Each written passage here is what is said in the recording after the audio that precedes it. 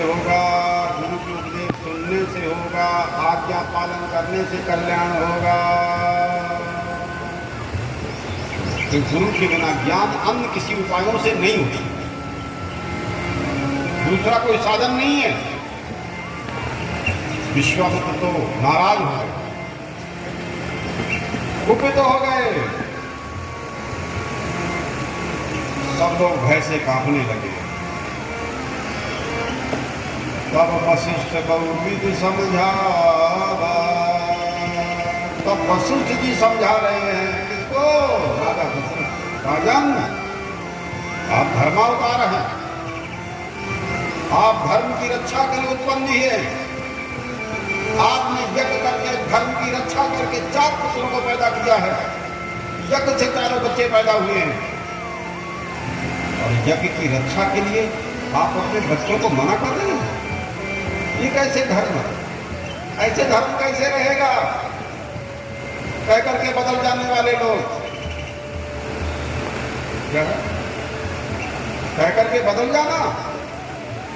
तुमने पहले कहा था कि मैं आप जिस काम के लिए आए हो उसको मैं पूरा करने को आप अपना मनोरथ बता दीजिए, आप किस लिए मेरे यहाँ आए? आपके आने से मैं धन्य हो गया। जब गुरु संत महात्मा किसी के घर जाते हैं तो उसको पावन करने के लिए जाते हैं, पवित्र करने के लिए जाते हैं। सौभाग्य उसका होता है कि हमें यह अवसर प्राप्त हुआ है, इसलिए महात्मा घर घर नहीं जा सकते, जहाँ है सबको आके वहीं दर्शन करना। तो इसलिए साक्षात तुम धर्म अवतार हो।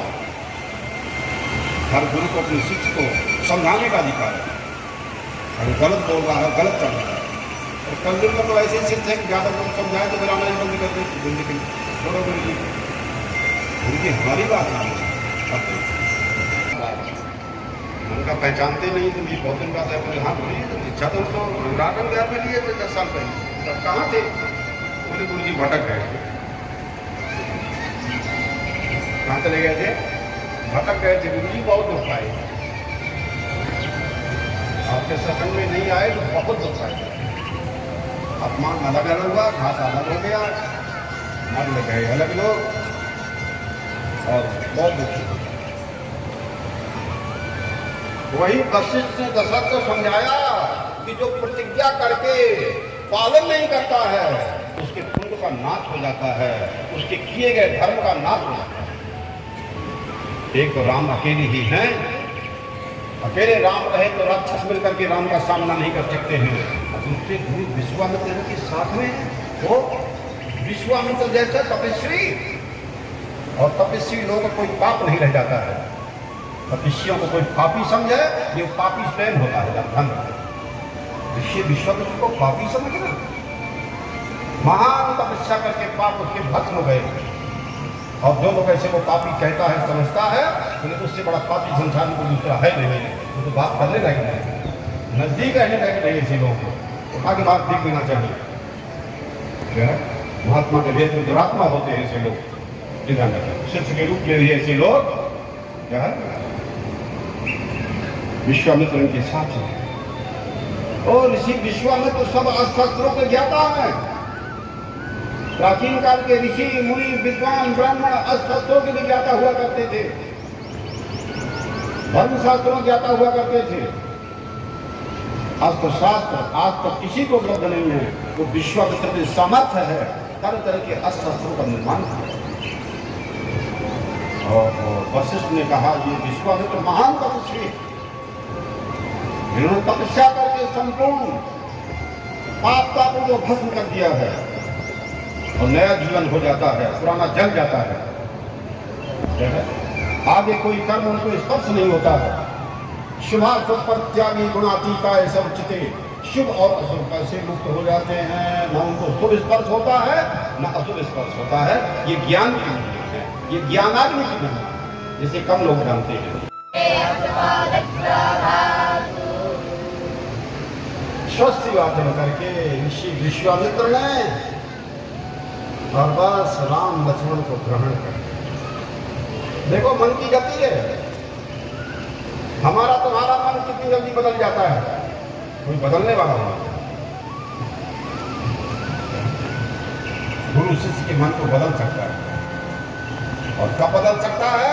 जब शिष्य का गुरु पर विश्वास हो कि गुरु जो कहते हैं उसमें मेरा हित है, मेरा कल्याण। अगर शिष्य का गुरु पर विश्वास नहीं तो हजारों गुरु भी बदल नहीं सकते मन को। ध्यान रखना, ये मन की गति है। जरा सी बात में मन उल्टा हो जाता है और जरा सी बात में मन सीधा हो जाता है। महात्मा लोग किसी के मन को बदलने में बहुत निपुण होते हैं। गुरु लोग अपने शिष्यों के निष्ठा को बदल देते हैं। जो निष्ठा शरीर में है, देह में है, वो निष्ठा आत्मा में होगी। ये आत्मा ब्रह्म है, शरीर तो जल जाएगा, मर जाएगा। और सनातन धर्म के अनुसारियों में किसी ने फिर गुरु वशिष्ठ के वचनों का विरोध नहीं किया। यही तो गुरु की महिमा है। विरोध कर दो गुरु का तो क्या मात्र क्या रह जाएगा। सब लोग कह रहे हैं कि बहुत बड़ा मंगल होने वाला है। राम लक्ष्मण विश्वामित्र के साथ जा रहे हैं, अयोध्या वासी प्रसन्न है, कौशल्या माता प्रसन्न है, सुमित्रा माता प्रसन्न है, दशरथ जी प्रसन्न है, सब लोग प्रसन्न हैं कि कल्याण होने वाला है। गुरु ने कहा कि मंगल कल्याण होगा।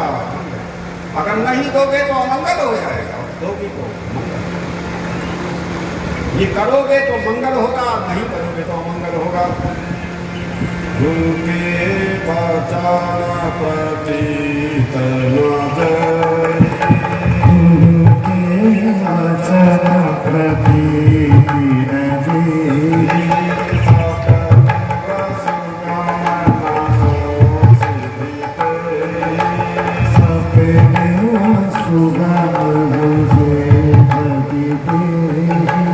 अब ऋषि विश्वामित्र जी विदा हो गए। राम लक्ष्मण को विदा कर दिया गया और दशरथ जी ने साफ कह दिया कि गुरु जी जो आज्ञा दे, इनकी आज्ञा ही सर्वोपरि है। माता पिता सबकी आज्ञा उन्हीं में हो गई है। जब शिष्य गुरु जी के पास रहे तो उनकी आज्ञा पालन करना ही उसका धर्म होता है। पूछने नहीं जाना है और अपने मन का नहीं करना है। आज्ञा सम्मत साहिब सेवा, आज्ञा पालन करने वाला ही सच्चा सेवक होता है। ऋषि विश्वामित्र चले जा रहे हैं, सर्दी पट के मार्ग में चले जा रहे हैं। और दोनों भाइयों को तो गुरुकुल आश्रम में पहले वेद विद्या पढ़ चुके हैं, इसलिए वो कोई बोर नहीं हो रहे। बोर नहीं। जब हम अमेरिका हम गए तो हमका ऐसे स्थान पर गए जहाँ पर थोड़ा सलामत हो, हमारे साथ कोई बातचीत नहीं कर सकता है। घर की परिवार की हमको आवाज़ नहीं मालूम पड़ना चाहिए। ऐसे घर से हम रहते ही लोग जाते हैं कनाडा में। क्या है वहाँ कोई घर के लोग भी प्रपंच की बात नहीं। शासन तो सुनाई देता है। हमारे आसपास घर की मीटिंग नहीं कि 2-4 लोग बैठ जाओ, पहले भी होता है। हम नहीं है, हम अकेले में रहते कोई तरह के विचार हमारे निकलते। एकांत में रहेंगे तब तो हम तरह के विचार तुम लोगों को देंगे रामकथा के माध्यम से।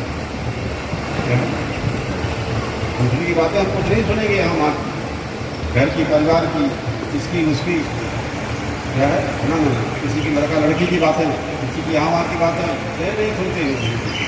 और उसी की बातें क्या है तब राम कथा का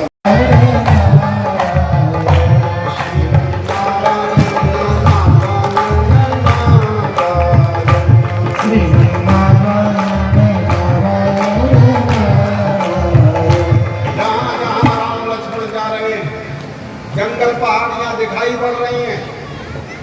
वहां राम जी गुरु जी से प्रश्न पूछते हैं कि ये स्थान का नाम है, ये जगह कौन सी? और ऋषि विश्वामित्र मालूम है महात्मा सारे विश्व में भ्रमण करते रहते हैं, सब जगह की जानकारी रहती है। भिंड के लोग कैसे, इटावा के लोग कैसे, ग्वालियर के लोग कैसे, हमारे सिवनी जिले के लोग कैसे, वाराणसी के लोग कैसे, महाराष्ट्र के लोग कैसे, पंजाब गुजरात के लोग, छत्तीसगढ़ बिहार के लोग कैसे, दिल्ली हरियाणा के लोग कैसे हैं, गुरु जी को सबके बारे में मालूम है। जहाँ गुरु जी को आदेश देते हैं, गुरु जी आदेश देते हैं, फीस लेकर के और कथा करेंगे। बहुत निंदा की यहाँ श्रद्धा से जो मिलता है उसी में हम खुश रहते हैं, मालूम कि नहीं? श्रद्धा से जो मिलता है उसी में खुश रहते हैं। हम तो खुश रहेंगे श्रद्धा में, लेकिन जो भजन मंडली श्रद्धा में खुश नहीं रहेगी। तो गाड़ी चलाएंगे उस श्रद्धा से नहीं चलेगी, उसमें डीजल पेट्रोल रहेगा। और जो संत वाणी चैनल है इस श्रद्धा से नहीं चलेगी, ठीक है ना? इनका अपना अलग हिसाब किताब है और उसकी तैयारी हमारे सब भक्तों को किए रहना पड़ता है। ये ध्यान रखना उनकी जिम्मेदारी है, हमारे लिए कोई बोझ नहीं है। आपकी वस्तु आपको ही अर्पण करना है, समर्पण करना है, सारा काम करना है, ये ध्यान रखना लगेगा। तो इसी प्रकार से ऋषि विश्वामित्र जी बताते रहे हैं, राम सरयू नदी में आ गए। एक ऋषियों का पवित्र आश्रम दिखाई पड़ा। ऋषियों को मालूम हुआ कि राम जी पधारे हैं लक्ष्मण जी के साथ में। और ऋषि विश्वामित्र देव ऋषि में बड़ी प्रसन्नता हुई और ऋषि विश्वामित्र को आकर के बहुत से ऋषि मुनियों ने उनको अर्घ दिया, क्योंकि ऋषि विश्वामित्र सब ऋषि मुनियों में श्रेष्ठ है ना। इतनी तपस्या किया है कि वहां कोई पाप रह ही नहीं सकता, और सब पाप उसी को लगेगा जो उनको पापी कहेगा। और पापी को मूर्खों को इतना ही पता नहीं और शादी करने को साधना पता नहीं, साधना कर रहे हैं। साधक है वो कि विषय है, ज्ञान के अभिमानी है वो। इसलिए ऋषि विश्वामित्र को सब आकर के पूजन कर रहे हैं, अधिष्ठान कर रहे हैं और कहते हैं कि राम लक्ष्मण और ऋषि विश्वामित्र से प्रार्थना कर रहे हैं कि आज हमारे आश्रम में ही रुक जाए। ऋषि राम नहीं रुक जाए। ऋषि विश्वामित्र जल्दी घरों में नहीं रुकते, महात्मा जो अच्छे होते हैं गंगा नदी किनारे पर।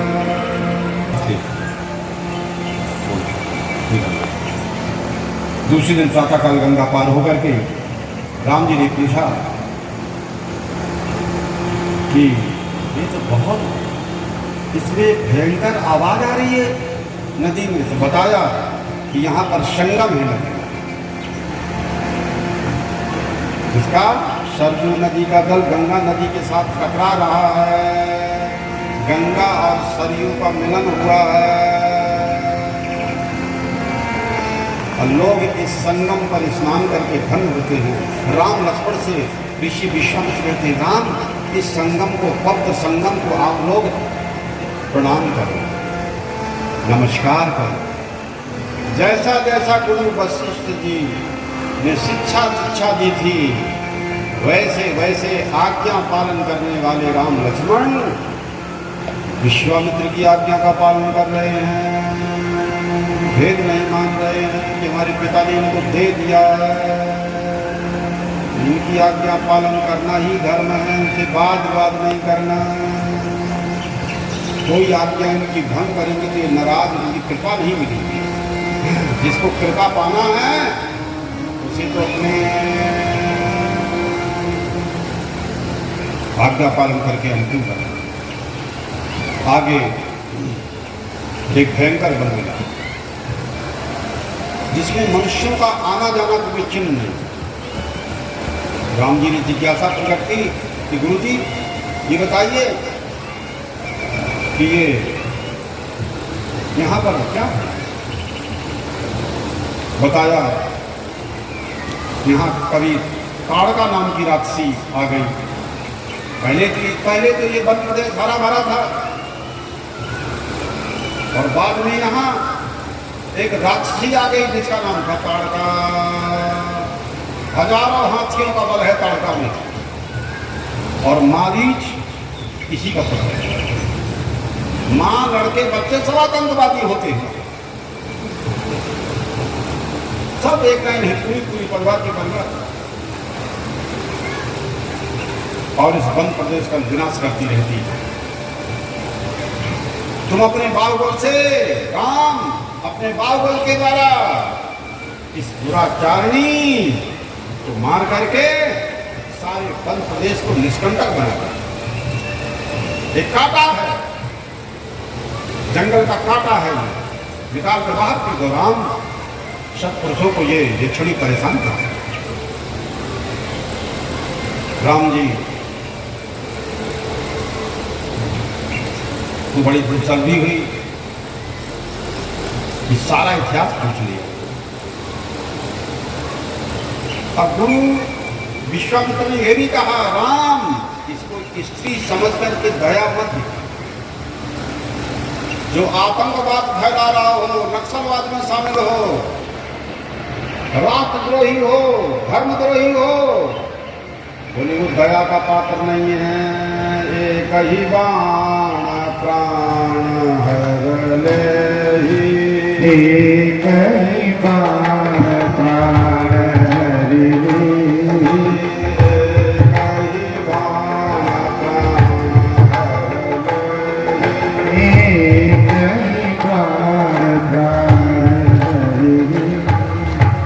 और बड़े बड़े योगियों को जो गति प्राप्त होती है, राम ने उसको दे दिया। यही तो रामायण है। सबको राम अपना धाम दो। गीधते तगी हरि हरि रूपा,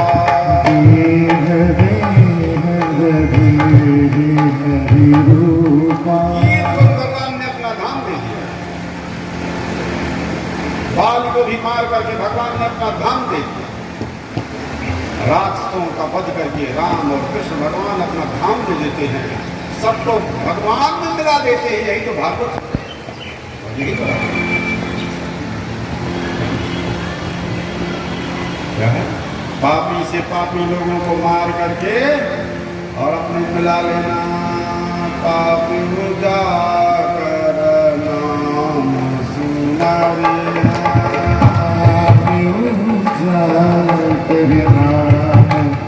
रे, गुरु का शिक्षा श्री राम को पूरी वेद की विद्या का ज्ञान दे दिया था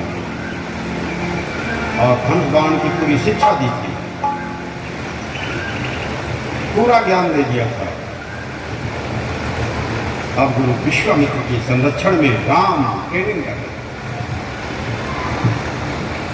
विश्वामित्र ने कहा, राम धनुष बाण उठाओ, इस पापाचारिणी को मार दो, मिटा दो। ये गया की अधिकारिणी नहीं। अगर तुमको संकोच है, स्त्री है, राम तुम सोचोगे कि मैं स्त्री कैसे मारूंगा? हमारे शास्त्र कहते हैं कि स्त्री को और बालक को नहीं मारना, कर्मचारी को, विद्वान को, गुरु को इन पर प्रहार नहीं करना। ये अबद्ध होते हैं। छोटा बच्चा किसे करना है? स्त्री, इनका तो हाथ ही उठाना चाहिए। संकल्प करो आज से कि अपनी पत्नी को मारेंगे नहीं। बहुत लोग डंडों से, हाथों से, बहुत लोग बातों से मार देते हैं। तुम जो धर्म करते हो सब उसका रस जल जाता है। समझ लो, भिंड के लो और बच्चों को भी दो।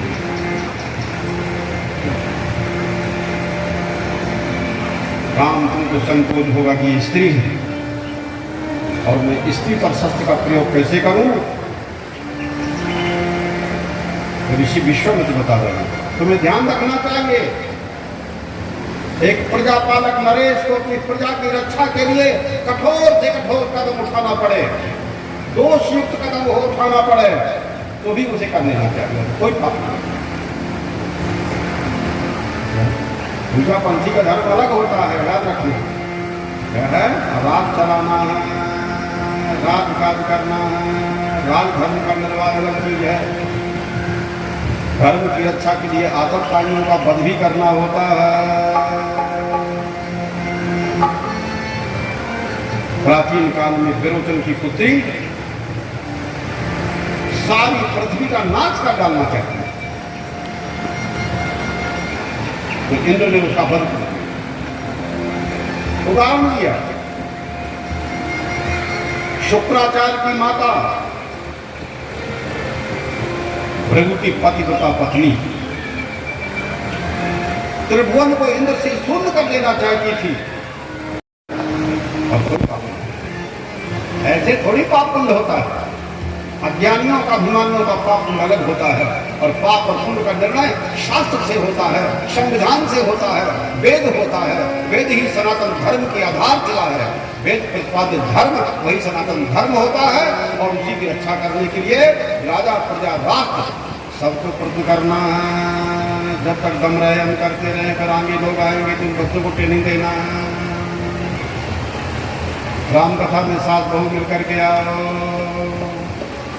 बच्चों को लेकर के आओ, पत्नी साथ में आओ, सबको शिक्षा मिलनी चाहिए। आगे घर परिवार उन्हीं को चलाना है, उनका विरोध कम करना है। स्वीकृति दे दो, चलाओ, करो अपने ढंग से। जैसे तुम चला रहे हो ऐसे उनको भी स्वीकृति दे दो।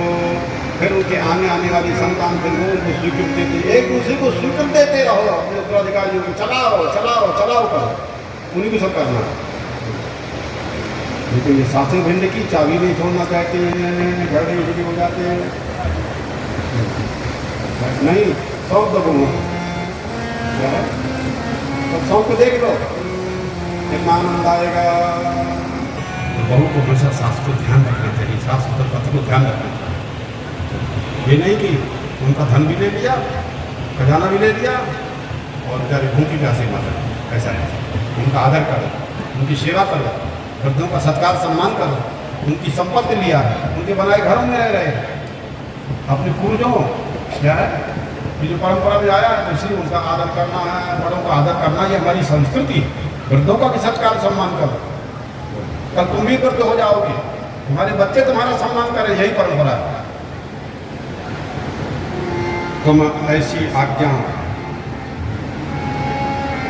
विश्वामित्र कहते राम, दोनों हाथ जोड़ करके विश्वामित्र से कहा महाराज, हमारे पिता ने हमारे गुरुजनों के समक्ष आपकी प्रत्येक आज्ञा का पालन करने के लिए हमारे गुरुओं ने उपदेश दिया है, और पिता ने उपदेश दिया, और हमने आपको सौंप दिया है। हम आपके हो गए, आप कहो और मना कर दे तो गुरु से परंपरा कहाँ रहेगी।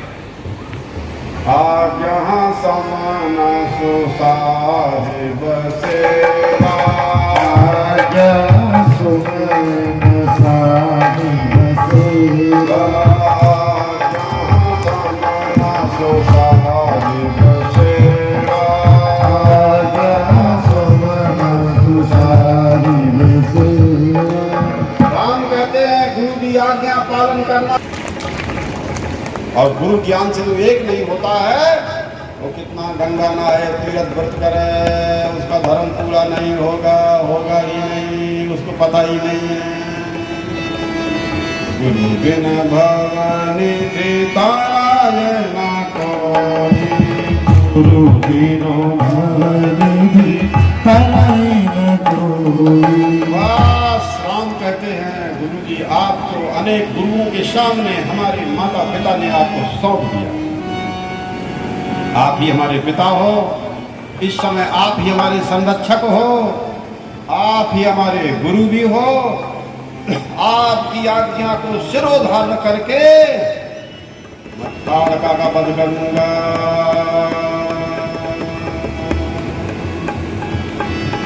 अपने धनुष की प्रतंचा पर तीव्र टंकार करके राम धनुष बाण, धनुष की टंकार को सुन करके ताड़का चेत हो गई। टंकार सुन करके क्या है? तीव्र टंकार, ताड़का तो अचेत हो गई, होश में आ गई। फिर राम लक्ष्मण की ओर दौड़ पड़ी, मैं खा लूंगी। उसने भयंकर युद्ध भी किया। राम ने उसके दोनों हाथ काट डाले, लक्ष्मण ने उसके नाक कान काट डाले। फिर भी राक्षसी युद्ध करती रही। फिर राम जी ने खींच करके उसकी छाती में एक बाण मारा और निष्प्राण होकर धरती में गिर गई। राम कह करके देवता लोग राम जी की प्रशंसा कर रहे हैं, राम भगवान की जय। और उधर ऋषि विश्वामित्र के आनंद की सीमा नहीं। गुरु प्रसन्न तब होते हैं उस शिष्य से जो गुरु जी की आज्ञा पालन करता है। नहीं कितनी झूठी पूजा पाठ करे, कितने माला पहनाए, आज्ञा पालन करने वाला एक माला भी ना पहनाए, आज्ञा पालन करने कोई भी पूजा पाठ न करे, गुरु तो अपने आप खुश रहते। किससे खुश रहते? जो दौड़ करके आज्ञा का पालन करता है। और कोई आज्ञा ही पालन न करे तो ये माला पूजा पाठ उसका कल्याण करने में सक्षम नहीं है। ध्यान रखना। ऋषि विश्वामित्र ने राम के मस्तक में हाथ रखा और आज्ञा दिया, राम आज इसी आश्रम में हम लोग विश्राम करेंगे। और जहां राम लक्ष्मण ऋषि विश्वामित्र विश्राम करेंगे उसे स्थान की शोभा बढ़ गई और लोगों जो भय था वो दूर हो गया। ताड़का क्या है? अविद्या है। जब तक अविद्या का संहार नहीं होगा, अब अविद्या का संहार चाहे ईश्वरीय ज्ञान से हो, चाहे शास्त्रीय ज्ञान से हो, अथवा महापुरुषों के प्रदत्त ज्ञान से हो, धर्म और विश्व मानवता की रक्षा तब तक नहीं हो सकती है जब तक ताड़का का विनाश नहीं होगा। ताड़का माने हमारे जीवन में जो अविद्या अज्ञान है, वो ताड़का का विनाश कैसे होगा? जब राम जी आदेश देंगे, कहीं बाण प्राण हरने, कहीं बाण प्राण हरने, कहीं बाण प्राण हरने, कहीं बाण प्राण हरने। धर्म का संकीर्ण अर्थ नहीं करना। धर्म का संकीर्ण अर्थ करोगे तो तुम कुसेवा कर रहे हो। धर्म बहुत व्यापक वस्तु है। अग्नि में दाहकता होती है कि नहीं होती है? अग्नि में जो जला देने की शक्ति है वो अग्नि का धर्म है। जल में आप्यायन करने की शक्ति है, तर कर देने की शक्ति है, ये जल का धर्म है। और वायु में प्राणन की शक्ति है। हमारे सबके प्राण अलग अलग हैं, लेकिन हवा तो एक है। और पृथ्वी सबको धारण करती है, ये पृथ्वी का धर्म है, सबको धारण करना। प्रत्येक वस्तु में उसके वस्तुत्व की रक्षा करने वाला धर्म होता है।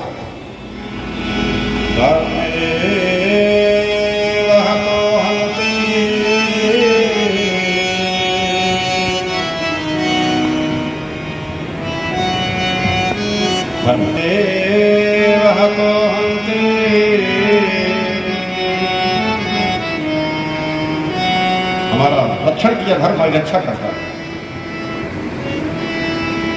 इसलिए संपूर्ण विश्व सृष्टि में एक धर्म होता है जो उसकी रक्षा करता है। ये सनातन सिद्धांत है। और जो धर्म होता है वो सर्वदेशी होता है, सर्वकालिक होता है और हर एक के लिए होता है।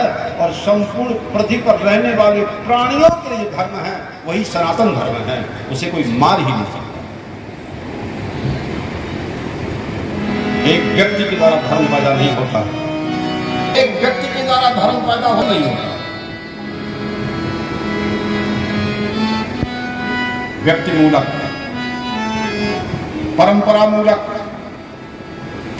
भूगोल मूलक धर्म तो विषमता पैदा करके आपस में लड़ा रहे हैं। सारे विश्व में लड़ाइयां मची, चाहे ईसाई हो चाहे इस्लाम हो, चाहे दूसरे धर्म के लोग। धर्म का आश्रय लेकर के आड़ लेकर के संपूर्ण विश्व में अशांति हो रही है। लूटपाट मार काट अनेकों बार हुई है। जो धर्म का गलत अर्थ लगाते हैं, जो सब जातियों में एक है, सब संप्रदायों में एक है, सब काल में एक है, यही धर्म का मूल है। परिस्थितियों के कारण धर्म में संकोच भी होता है। परिस्थितियों के कारण उसमें विस्तार भी होता है, उसको उपाय विशेष कह सकते हैं, वो कोई मार्ग नहीं है। हमारा कोई भी आचार्य ये नहीं कहता कि हम धर्म के प्रवर्तक, राम भगवान धर्म के प्रवर्तक नहीं है, कृष्ण भगवान धर्म के प्रवर्तक नहीं है, बहुत से ऋषि मुनि पंडित विद्वान धर्म के प्रवर्तक नहीं है।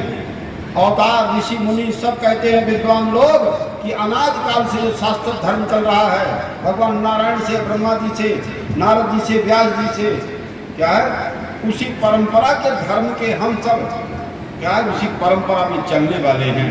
हमारा कोई अलग से धर्म नहीं। धर्म न दूसरा सात समाना, धर्म दूसरा सात समाना,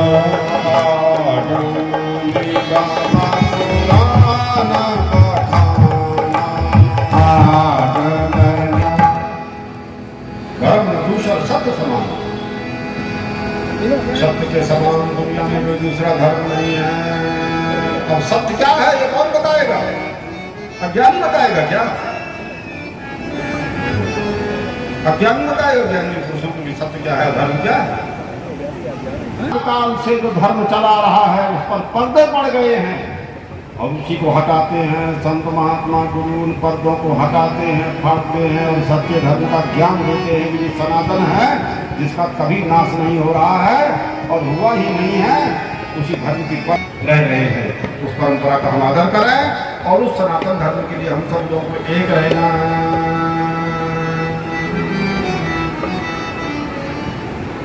एक सज्जन ने पूछा अमेरिका में कि महाराज आजकल लोग बहुत आलसी हो रहे हैं, उनके लिए धर्म क्या है? उन्होंने कहा उनके लिए तो कर्म करना ही धर्म है। कर्म परायणता अनुशासन उत्पन्न करती है और अनुशासन पूर्वक कर्म करने से धर्म का पालन होता है। अनुशासन के बिना न कर्म पूरा होता है और न धर्म का पालन होता है। जो अनुशिष्ट होते हैं, उपदिष्ट होते हैं, आविष्ट होते हैं, उन्हीं के द्वारा धर्म का पालन होता है। धर्म से विराट जोग से ज्ञान, धर्म से विराट जोग से ज्ञान। व्यक्ति मूलक जो धर्म होता है, परंपरा मूलक धर्म होता है, भूगोल मूलक जो धर्म होता है, वो विषमता पैदा करके आपस में लड़ाते हैं। इसलिए हम संप्रदाय धर्म की बात नहीं करते, ये तो विषमता पैदा करके क्या है और आपस में लड़ रहे हैं, लड़ा रहे हैं और हमारे सनातन धर्म को विकृत किया क्या है। इसलिए हम संप्रदाय धर्म की बात नहीं कर रहे हैं। क्या है, उनमें कोई आधार नहीं, कोई दर्शन नहीं है। और जिस धर्म में दर्शन होता है उसे तो कोई मार ही नहीं सकता है, काट ही नहीं सकता है। नैनम छिद्यन्ति शस्त्राणि, जो अब वही सनातन धर्म है। और उसी सनातन धर्म की रक्षा के लिए भगवान के सारे अवतार हुए हैं और सब जनता, शासन, प्रशासन सबको मिलकर के धर्म की रक्षा करते हुए राजकाज चलाना है, अपना व्यवहार चलाना है।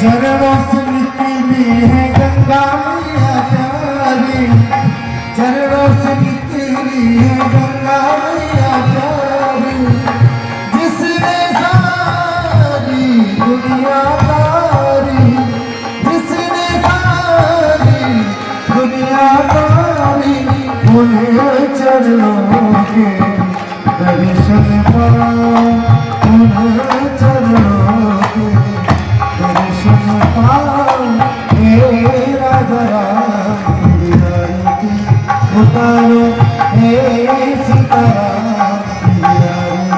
उतारो संग सोहे ब्रजराज द्वार भाग भाग शोभित जग जननी भाग भाग शोभित जग जननी चरण विराजत है सतअंजलि नाम तेरी आरती उतारो हे सीताराम तेरी आरती उतारो तेरी आरती उतारो तेरी आरती उतारो कर्पूर गौरम करुणावतारम संसार सारम भुजगैत्रहारं सदा वसन्तं हृदयारविन्दे भवं भवानी सहितं नमामि मन्दारमाला कनकालकाय कपालमाला विधुसुन्दराय दिव्यम्बराय च दिव्यम्बराय नमः शिवाय च नमः शिवाय त्वमेव माता च पिता त्वमेव बन्धुः च सखा त्वमेव बीजा प्रलयं त्वमेव सर्वं मम देवदेव त्वमेव सर्वं मम देवदेव आनन्दमान त्वमेव सन्तम् आनन्दकर्णं भगवापनं वाराणसीनां नमनाथनाथं श्रीविश्वनाथं शरणं प्रपद्ये श्रीविश्वनाथं शरणं प्रपद्ये श्रीविश्वनाथं शरणं प्रपद्ये कि हर हर महादेव शंभो काशी विश्वनाथ जय जय हर हर महादेव शंभो काशी विश्वनाथ जय जय कि हर हर महादेव शंभो काशी विश्वनाथ जय जय काशी विश्वनाथ जय जय हो माता पार्वती संजय काशी विश्वनाथ जय जय माता पार्वती संजय हर हर महादेव शंभो काशी विश्वनाथ जय जय हर हर महादेव शंभो काशी विश्वनाथ जय जय हो काशी विश्वनाथ जय जय हो काशी विश्वनाथ जय जय। रोज़ ताज़ा खबरें देखने के लिए हमारा चैनल DBC 24 न्यूज़ को सब्सक्राइब करें, साथ ही बेल आइकन भी दबाएं।